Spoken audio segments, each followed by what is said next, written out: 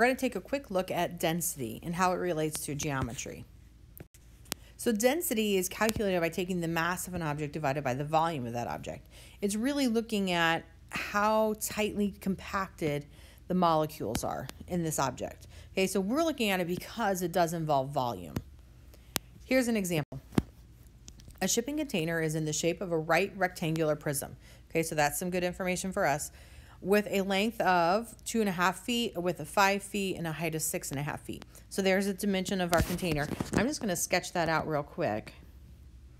It's not going to be a nice one. Don't make fun of my drawing. Okay.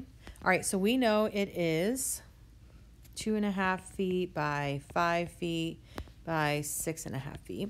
Okay, the container is completely filled with contents that weigh, on average, 0.7 pounds per cubic foot. Okay, that is my density right there. What is the weight of the container? I'm sorry, the contents of the container. Round your answer to the nearest pound. All right, so we know density is equal to mass divided by volume. Or given our density, in this case, is 0.7. My mass, that's what we're looking for. The volume, okay, because we have a rectangular prism, is just going to be the area of the base. So 2.5 times 5 times the height, which is 6.5. Okay, this is really like a length times width times height problem there.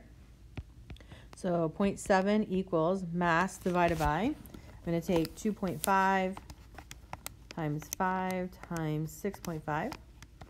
That gives me 81.25. So to solve for the mass, I need to multiply both sides by 81.25.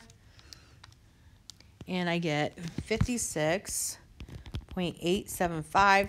We're asked to round to the nearest pound, so that makes it 57 pounds.